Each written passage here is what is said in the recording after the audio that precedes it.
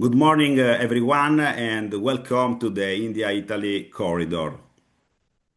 This webinar has been jointly designed by Thornton Italy, Thornton India, and SIMEST with a very clear and practical objective to show how Italy and India can develop structured cross-border growth, combining advisory, execution on the ground, and financial support. About the speaker, my name is Ferdinando Greco, partner at Grant Thornton Italy, and I will be pleased to guide you through the first part of today's webinars. I'm joined by three other speakers who will bring complementary perspective along the Italy-India corridor. If possible, I would like to have the slide with the speakers, please.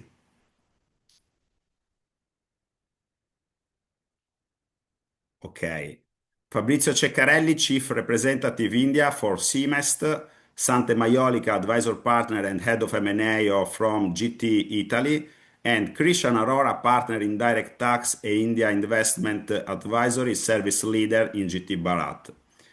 Grant Thornton, both in India and Italy, brings to this project an integrated market perspective, combining strategic, tax, regulatory, and operational expertise, and supporting the companies throughout the entire cross-border entry and growth journey.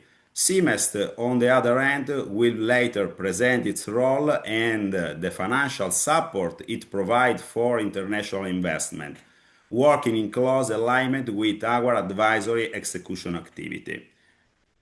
About the agenda, today we will start with a snapshot of India-Italy trade and the broader European-India FTA context.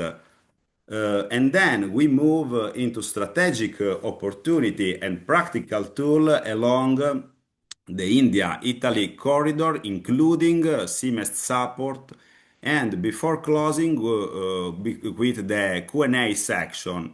If you want, you can submit about this webinar some question in the chat box.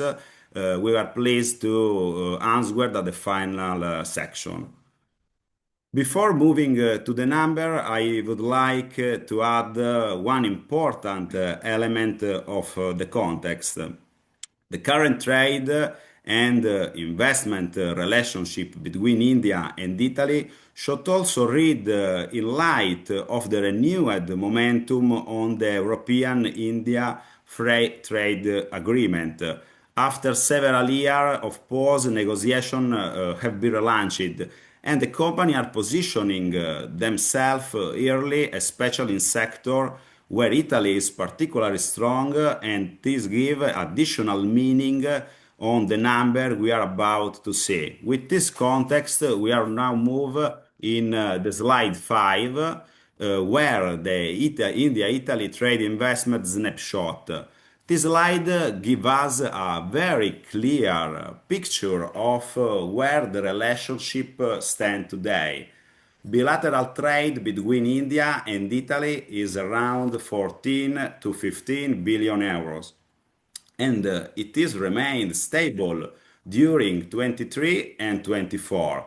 This tells us we are looking at a solid and resilient commercial relationship, not a volatile one.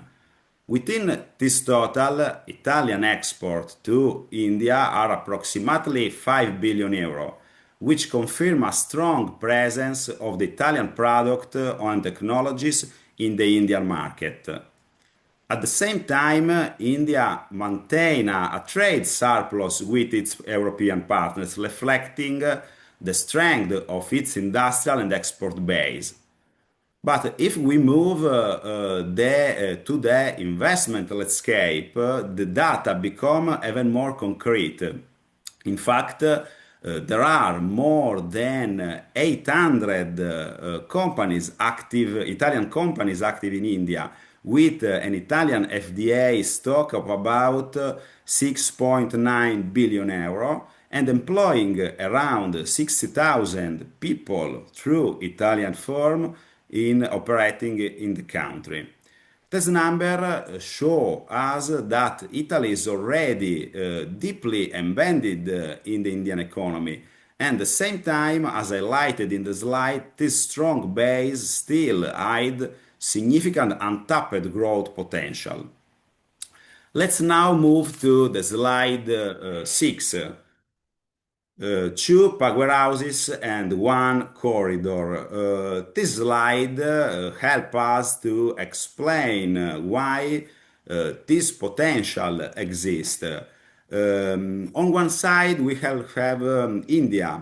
India is today a $3.9 economy, the fourth largest in the world, growing at around 7.2% per year, with a population of about 1.45 billion euro, the largest consumer market globally. On the other side, we have the Italy. Italy is a $2.1 trillion economy, the eighth largest globally, with merchandise export of about 626 billion dollar. And within this global footprint, bilateral trade with India stand at around 15 billion euro.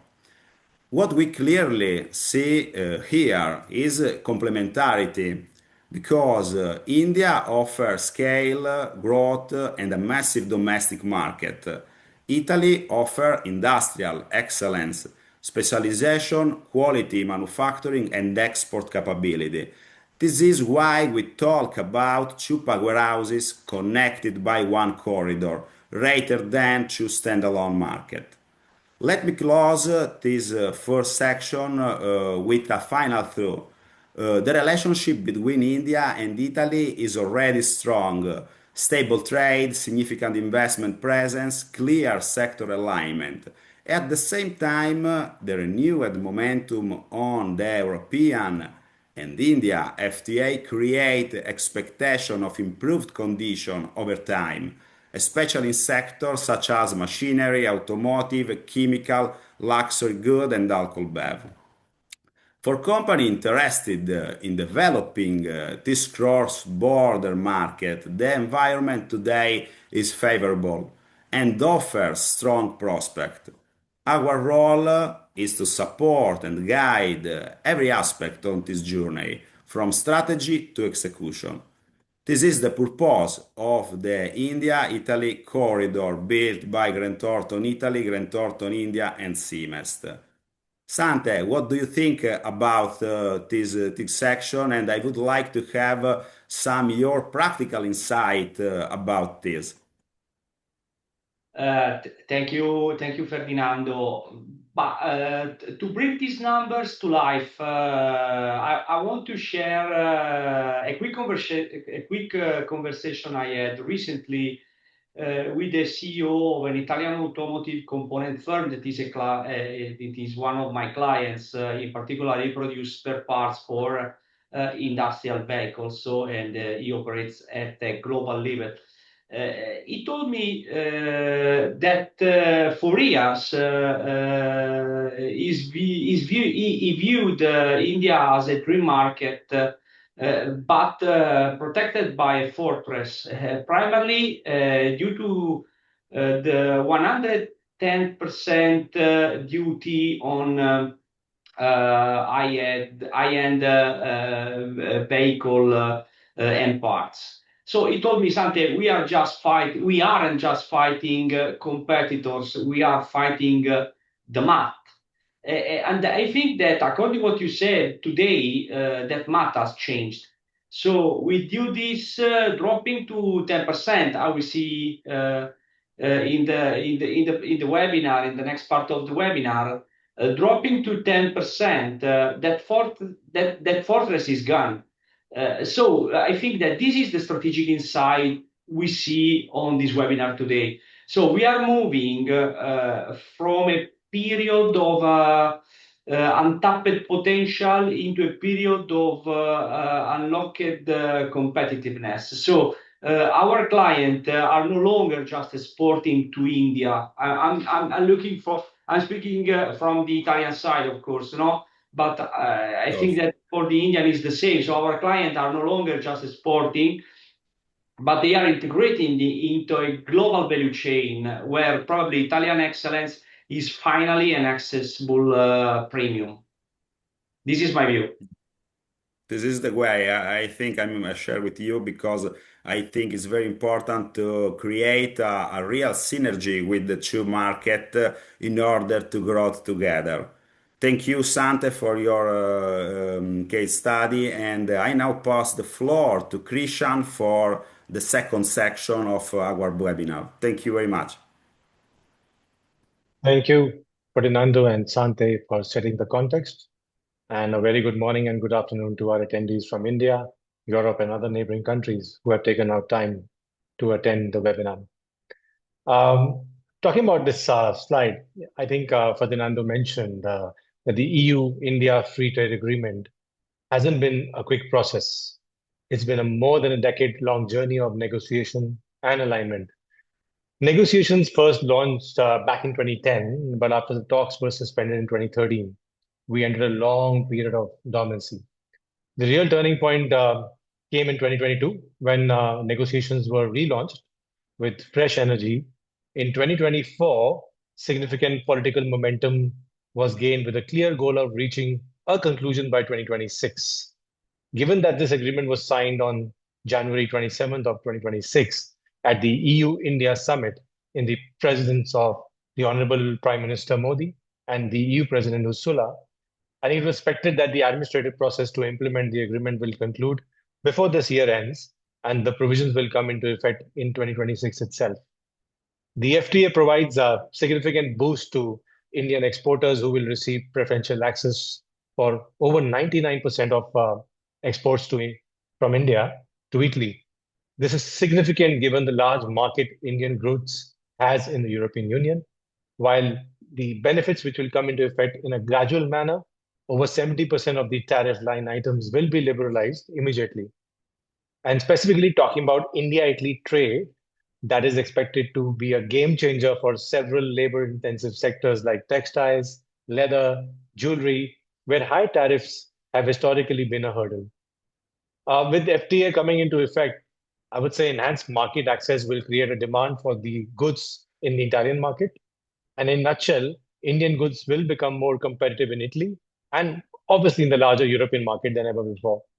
And beyond tariffs, the FTA also opens door for a strategic partnership between the two large economies, which is also expected to have a very positive spillover effect into multiple areas.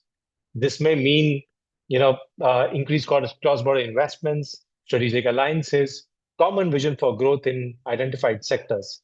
And FTA is just beginning of that growth journey, I would say. A major one for our Italian partners is the protection of the geographical indications, GIs, in the Indian market. I think the biggest change for which is going to happen also is from a food and wine exports, ensuring that made in Italy maintains its premium status and legal protection.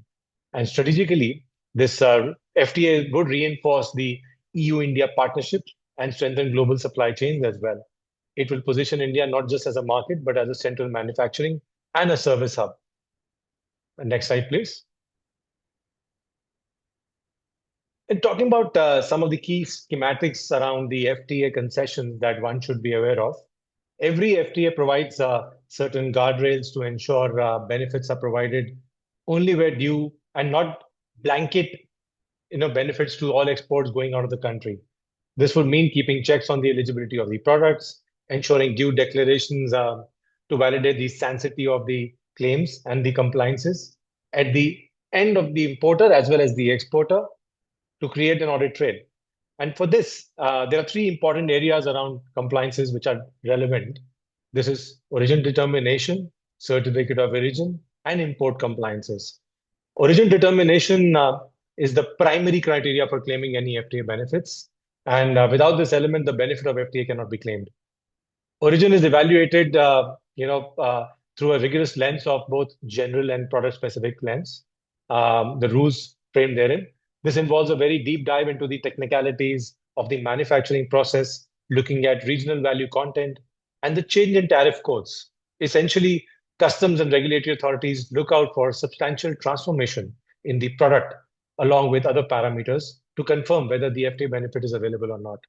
And we will discuss this in further detail in the subsequent slides. But it's important to remember that product origin is the primary criteria for claiming any FTA benefits. And without this element, the benefit of FTA just cannot be claimed.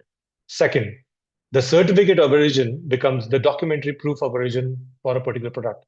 Obtaining this, requires validation of cost statements as well as manufacturing processes, which are effectively part of the origin determination process. The only determination or the difference is that self-determined origin is required to be substantiated to the authorities, along with the requisite documents to obtain the certificate of origin. And from an operational standpoint, one should keep in mind that while manufacturing process might only need a one-time approval to be FTA eligible, one is typically required to secure a fresh, unique certificate of origin for every single shipment. This ensures a continuous and a transparent audit trail for the customs authorities on both sides. And lastly, the import compliances also vary from country to country and are often beyond the provisions of the free trade agreement. These are generally rules which are laid down in the local country level status and the statutes. Like in India, we have got Karatar. Similar rules may exist in every country, putting a reasonable burden on the importer to ensure only legitimate FTA concessions are being claimed and a reasonable diligence is in place to ensure that. Can we move to the next slide, please? Going a little deeper into the criteria of the country of origin determination, there are three typical criteria often to be satisfied, which is cumulative for a product to obtain originating status under the FTA. And these are number one, achieving a minimum regional value content, which has to be value addition, change in tariff codes for non-originating inputs, and substantial transformation from an input to finished product perspective. One must also satisfy the regional value content by using either the build-up or the build-down formula to meet the minimum local value addition requirements. And essentially, both these methods aim to check the value addition locally as against the requirement prescribed under the FTA. I'll take an example for that matter. In the India-UK FTA, it's provided that 40 to 45% requirement for value addition for the local value content. The ASEAN FTA provided 35% requirement, and similarly, other FTAs also provide a specific threshold to be achieved for this criteria. Second comes the tariff code change. The typical requirement here is any non-originating input going into the final product should suffer a tariff change, leading to the change in the tariff code of the input when compared with the tariff code of the final product. This can be a 4-digit level as defined in a particular FTA. And lastly, substantial transformation rule ensures the product has undergone a proper manufacturing process rather than a simple assembly or a simple process. And given all this, it is important to be aware that the product-specific rules often exist, which act as a specialized benchmark that override general rules for certain types of goods. In such cases, the general qualifying value content criteria also may not apply, which means it's also important to consider logistics and non-product element of the shipment, etc. And most agreements mandate direct shipment, meaning goods should travel directly, straight from the country of origin to the importing country to avoid any questions about tampering or substitution in a third country or a third territory. We will now pick up some specific impact from a sectoral perspective. I think this is very important. And from an India-Italy perspective, where trade is expected to really gain volumes due to this free trade agreement coming in. And the first sector we'll talk about is automotive. Sante mentioned an example talking to his client. I'll talk about some specific aspects of what could be expected in the automotive sector to start with. And then the immediate game changer for the auto sector is the dramatic reduction of the import duties. We are looking at tariffs on high-end European cars, tariff crashing from 110% down to 10%. This effectively levels the playing field for luxury and high-performance Italian brands, making them significantly more competitive against the locally assembled premium vehicles. Brands like Lamborghini, Ferrari, which are dream cars for many luxury buyers in India, are likely to become accessible to more such buyers with duty cuts that would result in an overall price reduction of the cars, which will relatively be less damaging on the pockets, I would say, from an FTA coming perspective. Same would go for many high-end Italian bikes for bike enthusiasts in India, which are many now, not only from an India perspective, but that also means that there is an increased business opportunity for the Italian manufacturers looking to expand the automotive segment into Indian market, which actually has the right fondness for good cars and bikes, leading to a win-win situation for both the countries. And I'll move to the next sector, pharmaceutical and medical devices sector. And FTA is proposing total removal of duties from around 11% to zero in a phased manner over the next 5 to 7 years. Even more significant is the drop for medical and surgical equipment, falling from 27.5% to zero. And this drastically lowers the cost of high-end, Italian medical tech in India. It's a major win for the healthcare affordability and will give Indian providers access to world-class diagnostic and surgical tools with almost zero duty burden over a period of time, and making this technology available for end consumer at a much lower cost. If I talk about machinery and electrical equipments, that's another important sector. This will also see significant duty reduction with duty elimination on majority of machinery and electrical equipment under the FTA. This is expected to give boost to Indian manufacturing sector as well, with availability of high-end machinery from Italy at zero duty cost. FTA commitments are also backed by long-term investments into India. So by removing tariffs on advanced machinery, we are fueling much required India's industrialization, modelization, supporting not only the Make in India vision of the Indian government, but also helping Indian businesses make up a place in the global value chain. And the focus is on smart factories and digitization, allowing Indian manufacturers to integrate Italian precision of engineering at a much lower capital expenditure. Moving to the next sector, chemicals. Duties are set to drop from 22% to almost 0% across almost all lines. This move will also focus on specialty chemicals and low carbon solutions. As India pivots toward green energy and sustainable manufacturing, Italian specialty chemicals will become essential, cost competitive inputs for the Indian value chains. Moving to a very important sector, the luxury goods segment sector for Italian products, which entails a niche interest from Indian buyers. I think with a steady growth in the past decades and high disposable income in the hands of the Indian consumers, India is seeing a significant surge in demand of luxury goods in recent years. And many of these requirements were earlier fulfilled by global travel retail to save on any duty costs. And as per the current expectations, the complete elimination of tariffs from almost 22.5% to zero on items like pearls, precious stones, and metals. And this could extend to many other luxury products across apparels, accessories, etc.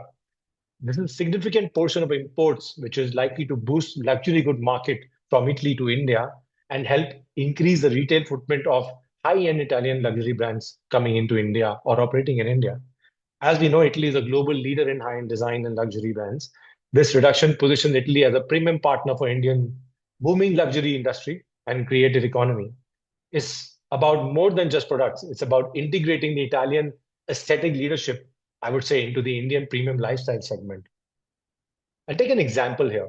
International luxury brand like Prada had recently, it was in the news that they partnered with Indian local bodies to create a limited edition line inspired by traditional Kolhapuri chappals. From an FTA standpoint, this is a value-add strategy, I would say. By leveraging the zero duty regime on high-end Italian raw materials and the design IP and combining them with Indian artisanal heritage, brands can actually create global Indian products that qualify for preferential origin. This isn't just about selling made in Italy to Indians. It's also about using the FTA to blend Italian aesthetic leadership with that Indian manufacturing, creating a high margin export hub for the global luxury segment. And that applies to both Italy and India. Aspirational brands like Gucci, Armani, Versace would be available to increase outreach to the affluent Indian customers. With increase in Indian higher middle class, the market is ever growing, and this will further grow once the FTA concessions come into the picture. Last but not the least, and a very important sector would be wines, spirits, and cosmetics. I think one of the most dramatic drops in duty tariffs is expected in Italian wines, crashing from almost 150% to about 30%. And additionally, about 22% tariff on cosmetics is expected to be phased out within 5 to 7 years. This targets the retail sector and the high growth hospitality covering the hotels, restaurants, and cloud kitchens, commonly called as HoReCa. by slashing the luxury taxes on Italian wines and beauty products, we are making premium, Italian lifestyle brands accessible to India's expanding middle class and elite consumer base. As I mentioned, one of the most transformative impact of the FTA will be seen on the tariff changes when wines and spirit sectors changes come into picture, with 150% prohibitive duty is going to slash to 30%. From an investment perspective, this is just not a price cut, I would say. It is a category relaunch. Just to give an example, under the old regime, a wine like Italian Prosecco was a high margin, low volume, special occasion drink, you know, largely which was confined to Italian, elite gifting or, consumption for the elite. But with the FTA-led reduction, it will become a by the glass staple across India's rapidly expanding hospitality sector. And again, if I talk about cosmetics, similarly, the gradual elimination of the 22% tariff on cosmetics, brand like Kiko Milano over the next 5, 7 years is a major win for the made in Italy beauty sector, which is already seeing a 33% surge into for exports to Indian market. And from an FTA perspective, the duty drop will allow Italian brands to move from being imported niche to accessible luxury in India. So I can easily say that India EU FTA is much more significant industrial and lifestyle play, specifically when compared to India UK FTA, which is often seen as a landmark for services and financial mobility. And particularly for the Italian corridor, this is very important because, for instance, the UK deal focused on heavily on reducing duties for, say, Scotch whiskey. The EU agreement offers even more aggressive concessions for the Italian wines, with that reduction coming down to 20-30%. Furthermore, the UK deal served as a gateway for Indian software talent. The Italy EU corridor is designed for hardware and Industry 4.0, prioritizing the duty-free movement of high-precision machinery and luxury automotive components, for example. And it's essential to view India EU FTA not in isolation, but a strategic upgrade to the India UK deal, which was signed in 2025. With UK agreement focused, like I mentioned, on services, professional mobility, the EU FTA offers a deeper industrial integration. And for the Italy-India corridor, the tariff concessions like these will happen on premium segments as well as on the manufacturing sector and other sectors which I talked about. And that is a catalyst, I think, from a perspective of the industry, and it is spanning across sectors. And as I just mentioned, a few examples of those, these are strategic sectors. This will definitely have a very important increase in volumes of imports into India, exports from India, and so on and so forth. From that perspective, I think the accessibility to the Italian machinery, the automotive technology, all of this will become backbone for making India scale up. And from an investor, if the UK deal was about software and talent, the Italian partnership through EU FTA is about high precision infrastructure and luxury heritage. And I haven't discussed the overall schematics and the sectoral impact. Now, let me bring my colleague Sante and request him to speak about the strategic opportunity that possibly emanate from companies looking to utilize the benefits from the FTA perspective. Back to you, Sante. So thank you, Christian. I think that your speech was self-explicative because just listening at what you said, I think that is quite easy to understand the horizon, the huge horizon of opportunities this FTA is creating and will create, of course. So in any case, we have identified the core growth drivers of this agreement. And of course, in a nutshell, we are seeing a really strong integration in both manufacturing and services, I think fueled by the expansion of European Union and India and India value chains. But what are the high impact sectors according to our view? For sure, Industry 4.0 and all the related advanced manufacturing segments. These two environments are, in our opinion, the forefront of this agreement. Of course, followed closely by automotive. We mentioned it several times during our webinar, and I think that automotive is probably one of the key elements will be impacted from this agreement, and we believe it will be absolutely a huge opportunity for the Italian district and the Indian district on that. But also, I think all the related mobility ecosystem that is just not automotive. It is something wide, something huge. We also see, I think, massive potential in the green transition that, is impacting the European Union, but the India environment is absolutely linked and related, and also the agro-food technologies. So we are investing a lot of money on agro-food. We are trying to rethink at this sector, especially in Italy. I think that with the Indian support, we will create, I think, a massive disruption in terms of technology impact on that. But at the end, how do we move from signal to scale? Because the point is to be concrete and to be effective. So the enablers are clear, in my opinion. We now have reduced the regulatory barriers, as you said. We improved IP protection, that is quite important, especially for the know-how contamination between the two countries. But the most importantly, we have a new level of investor confidence. Okay, we have also a very high level of predictability. This is fundamental. So this is, I think, the foundation upon which Indian and Italian companies can build a long-term cross-country strategy. Absolutely.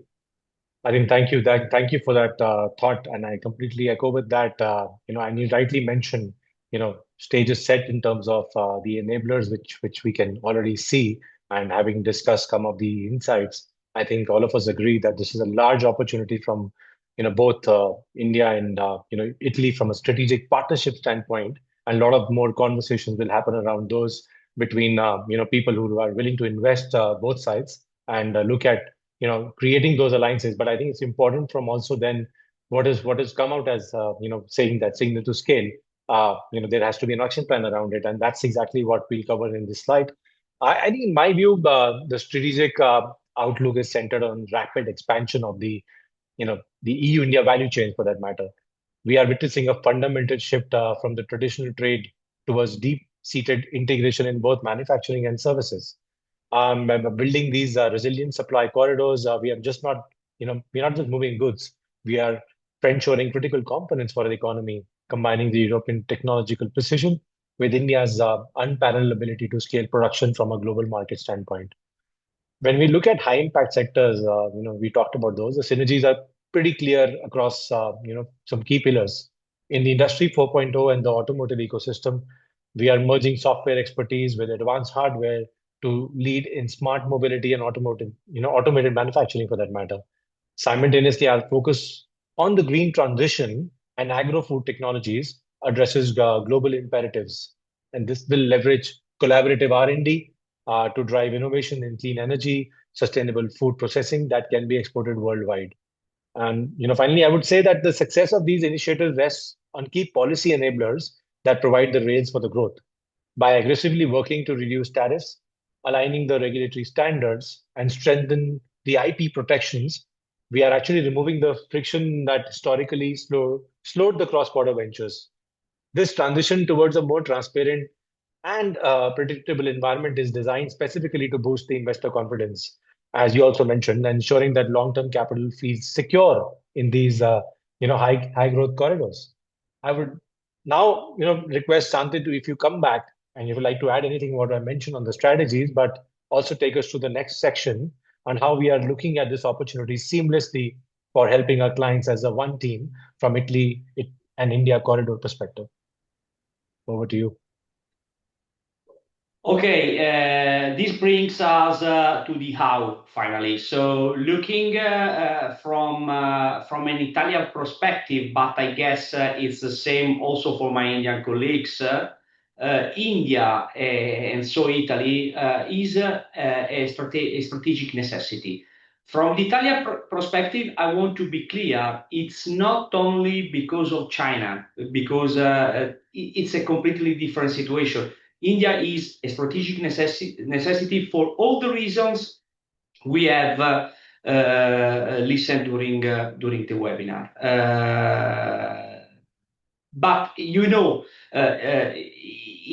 is far from Italy. India is huge, is bigger than Europe. So I also speaking with a lot of Italian entrepreneurs, and for many of them, the fear of unknown, just to give you an example about the regulatory maze, the geographical distance. So that are the typical internationalization process issues that normally we face with companies that want to be abroad. In this specific case, can be paralyzing. So this is why we created the Grand Thornton India-Italy corridor. No, also thanks to SIMEST support. So we synthesize in this slide as we operate as a single integrated platform. In Grand Thornton, we have a very common and standardized way to work and way to approach the market. In India, like in Italy, we act in the same exactly way. So we combine local execution in both markets, okay, with strategic, legal, operational expertise. Exactly the same in Italy, like in India. So whether you are a machinery SME facing with I don't know the new 10% tariff, or we were speaking about the automotive sector, or for example a textile leader, no, seeing the European Union duties removed. We provide an end-to-end guided approach. So is a full range support we provide to local and to entrepreneurs, to clients, and so on. So we don't just give a legal opinion, a tax opinion, an advisory support, an M&A assistance, a vendor assistance. No, we provide a roadmap. So we define together a full roadmap. And it is, I think, fundamental, and it's possible only if you are a fully integrated advisory firm. No, if you move to the next slide, you can see the GT way. What we define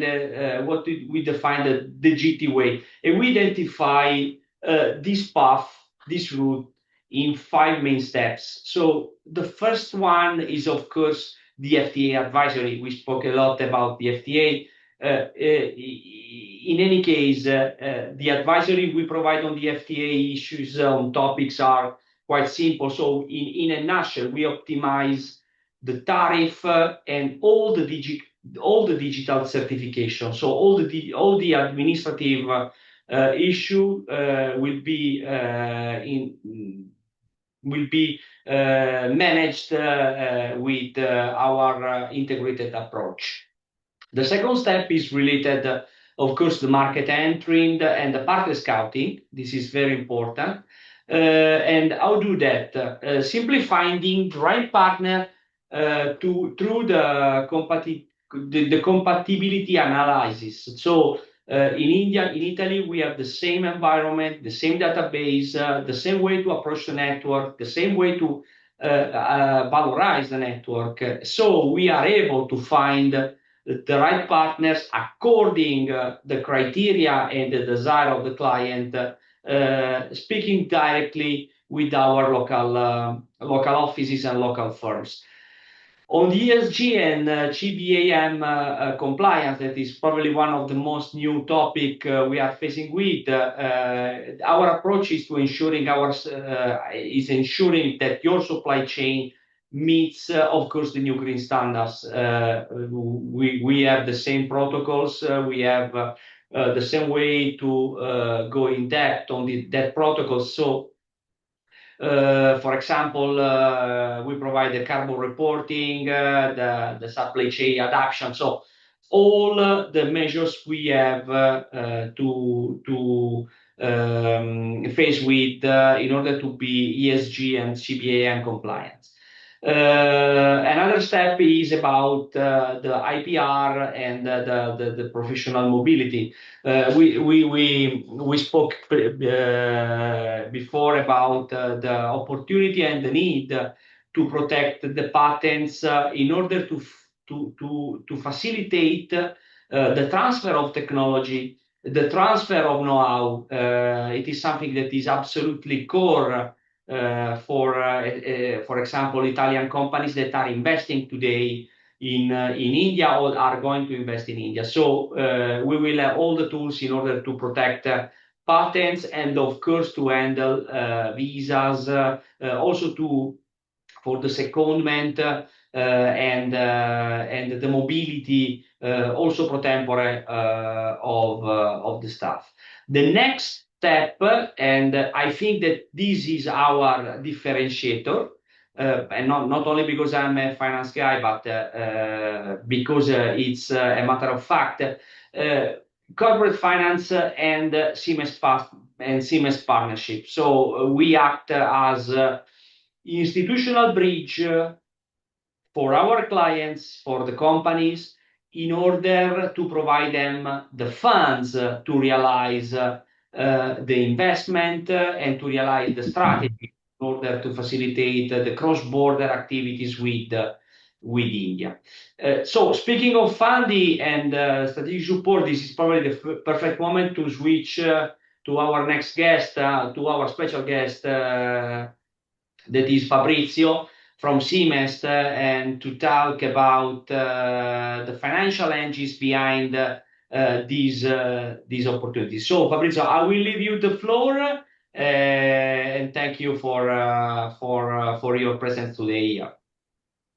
No, thank you. Thanks to you, Sante. Thank you very much to you and the entire Grant Thornton team for organizing with us, with SIMEST, this event.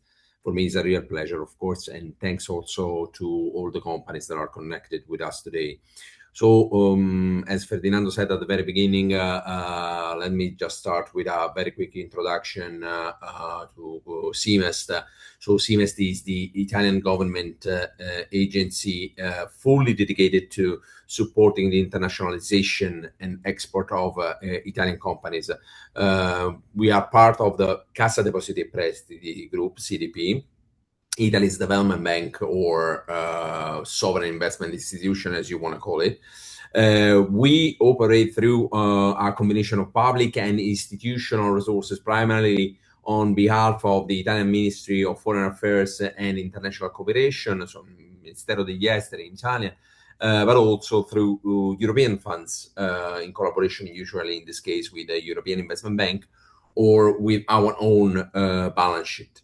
Our role is basically to do in parallel similarly with what Sante was describing for GT, to accompany the Italian companies, of course, across all the stages of their international journey. So from the initial export phase to a first market entry, then the expansion, and then a long-term consolidation on the foreign market.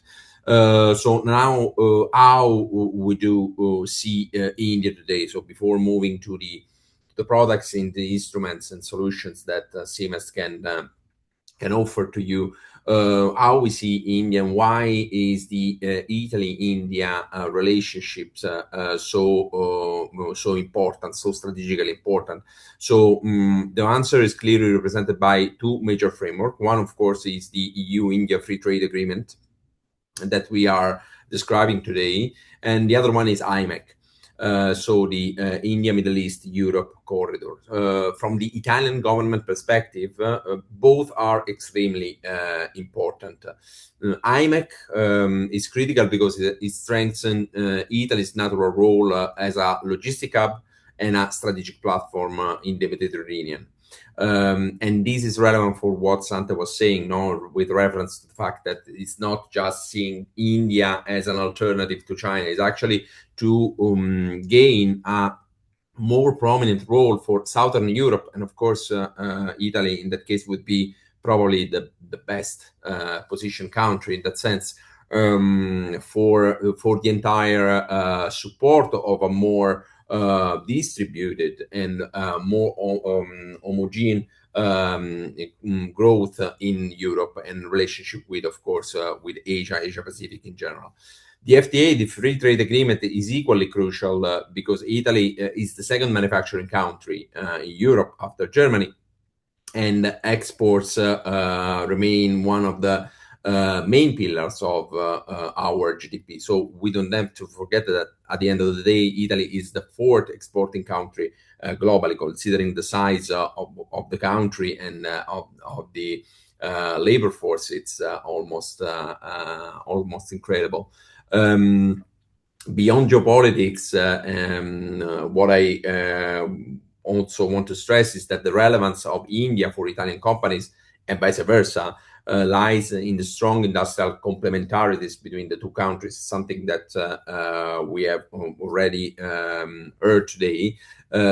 So Italian companies bring advanced manufacturing expertise, technology, design, specialization.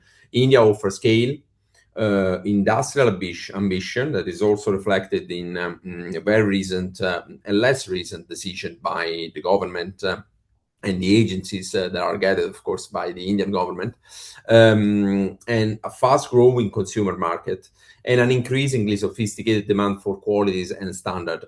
Honestly, until 1 or 2 years ago, and I think I'm a bit repeating what Sante already said, 1 or 2 years ago, I could still understand why some European, especially Italian small and medium enterprises could be a bit hesitant, about entering India, considering maybe that it was a bit too early. But today, honestly, I do no longer see any valid reason to wait. India is already a massive market with a strong urbanization dynamic, with a rapidly growing middle class, increasingly growing in terms of purchasing power, with a greater attention to quality and standards, maybe for a small percentage of the current population, but that percentage is growing, and in any case is applied to a base in terms of customers that is already huge. Stronger industrial regulations, just think about the BIS certifications, a solid Make in India policy, and now with the EU-India Free Trade Agreement, of course, progressively lower tariffs and fewer economic barriers. And this, of course, changes completely in all the context. From SIMEST perspective, what we have seen so far is naturally a strong concentration of Italian investments in heavy industries, of course, automotive, chemicals, electronics.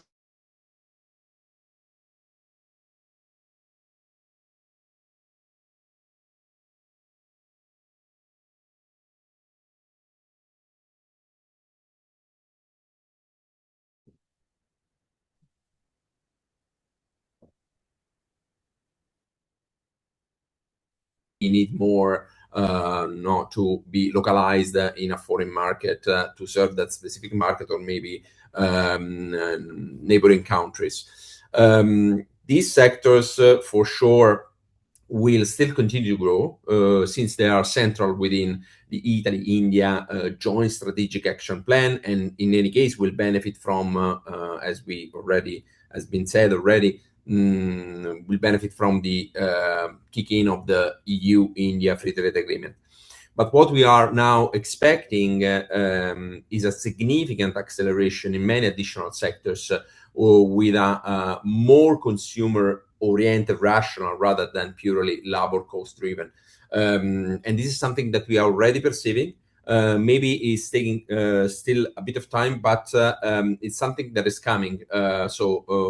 Companies active in the luxury sector, design sector, food and beverage. When I say food and beverage, of course, I refer to processing, packaging, cold chain, pharma, semiconductors, energy.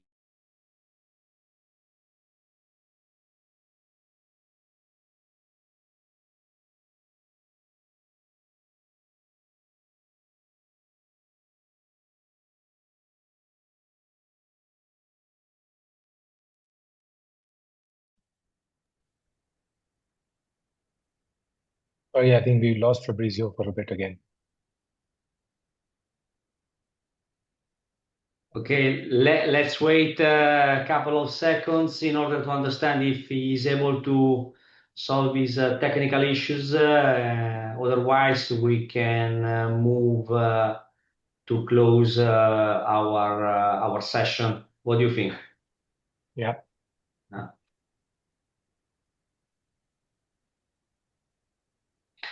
Okay, I think that Fabrizio is facing with several technical issues. So what I can suggest is to invite people who attend the webinar to ask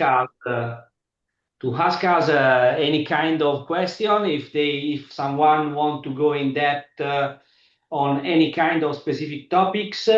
The idea is, in any case, to collect all the questions you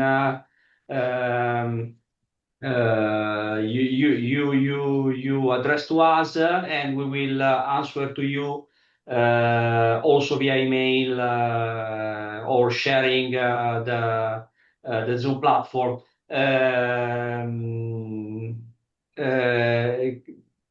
In the meantime, if you agree, I can try to address to the speakers. Fabrizio, are you online? Yes, sorry, I don't know what happened. Sorry, we lost you.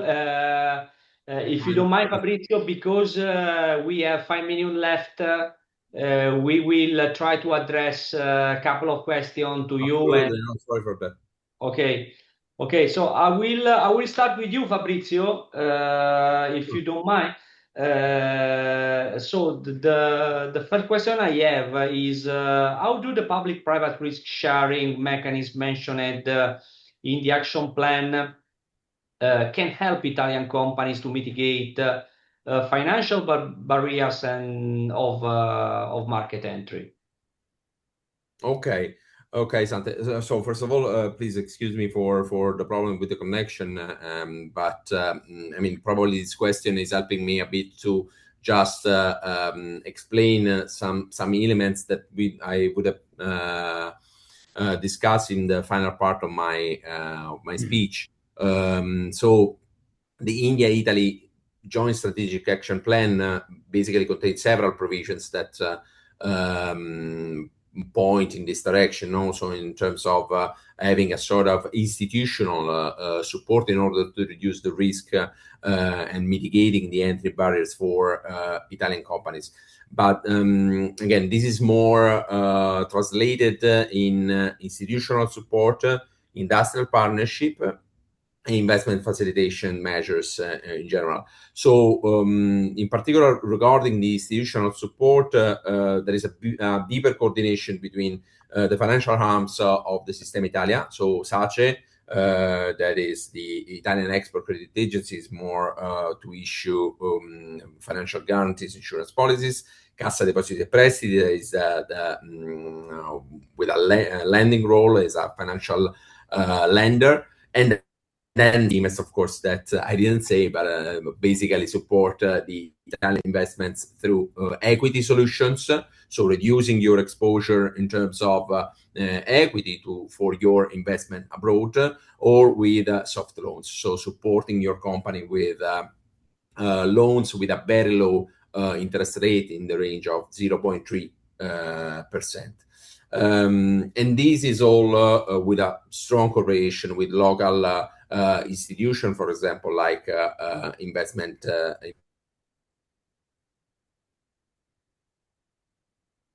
Okay, we lost Fabrizio again. I'm sorry for that. If you hi Fabrizio, are you online? Yes. Sorry, I think that there is a problem in general here in the building. In any case, I just finished with my intervention. I just wanted to say that again, this is more the approach is more of a higher coordination between the agencies of the Italian government and more complementarity among the instruments that they can offer. Okay, thank you very much. Quite clear. So before I have a question for Christian, but before to address my question to Christian, I want just to notify to all the attendees that we would be happy to dedicate a pro bono session for the first 10 clients or people who is attending the webinar in order to provide again a pro bono initial assistance about FTA, about the Indian-Italian corridor, about all the activities we mentioned during our webinar. So if you want to have an interactive meeting with us, just ask via chat. We will be more than happy to dedicate this pro bono session to the first 10 who will book about that. Switching to Christian, so I have a question for you, Christian. What is the expected timeline for the FTA's implementation, and which specific high growth sector are poised to benefit most from the initial phase of tariff liberalization? If you ask me, Sante, my wish is it happens immediately, but there is a process around it. So we have to wait for some more time because the date clarity is still not fully covered, but I think we can take some cues. From various corridors, we understand that they're targeting the year end to actually complete all the formalities to actually have the FTA see the light of the day. It also coincides typically with the implementation timelines. We have seen India has followed, when FTAs were signed in recent past also. That much time has been taken. So I'm assuming and hoping that within this year it should happen. I think we talked about sectoral growth and we covered a couple of sectors. And, all of you also mentioned some of the examples around those. So automobile, pharma, chemicals, luxury goods, wine, liquor. And these are the sectors I think will see an immediate turnaround, within the FTA because of the potential it has to really scale up and grow as far as both countries are concerned. And these sectors are, the benefits which these sectors are kind of poised to provide from the initial phase are labor-intensive industries where high tariffs have historically acted as a significant barrier. So I'm also hoping that textile, leather, and other jewelry and other things will also have immediate cost reductions, but this will make Indian products, equally competitive in the European market than ever before. So I think as of now, these are the sectors which probably would be the first focus, and I was hope that we see the FTA being operated within this year. Thank you, Christian. Quite clear. Thank you very much. Because we are out of time, I will address a last question to Ferdinando, my colleague from GT Italy. So Ferdinando, you talked, but we also talked about these two strong economies, India, Italy. But in a nutshell, what does this corridor mean in practical terms for a company? Of course, thank you, Sante, for the question. In very practical terms, the corridor means not going alone. For a company, it means having one coordinated framework that brings together market understanding, regulatory and tax guidance, local operational support, and moreover with our colleagues of SIMEST financial instrument. Instead of dealing with each aspect separately The corridor approach and help the company connect all pieces into one structured path, reducing uncertainty and execution risk. The objective is to make the Indian market more accessible, more manageable, and more predictable, especially for the company approaching it for the first time. Okay, clear. Thank you very much, Ferdinando. So, if you agree, I will conclude our session. Please stay connected with us. Here you can find our address, our email address. So please feel free to contact us for any need any need to go in depth about what is said during the session. Again, we will be more than happy to dedicate pro bono sessions to the first 10 people who will ask after the conclusion of the webinar. I will really thank you, everyone, GT, India, and SIMEST in particular, to organize with us this webinar. Thank you, Manashi. Thank you, Christian, Ferdinando, and also Fabrizio. I don't know, Christian, if you want to add something. Ferdinando, you too. Thank you. I think nothing else. Thank you. And I hope everybody got some more insights in terms of what we shared, and we'll be happy to engage, as you just mentioned. So, in the interest of time, thank you very much. Thank you very much. Nothing else. I'm joined with you, Sante, for your expression. I'm very happy to be part of this project and to be support the company for the next future. Yes. Thank you to all of you. Thank you. Thank you. Bye-bye. Bye. Thank Bye. you.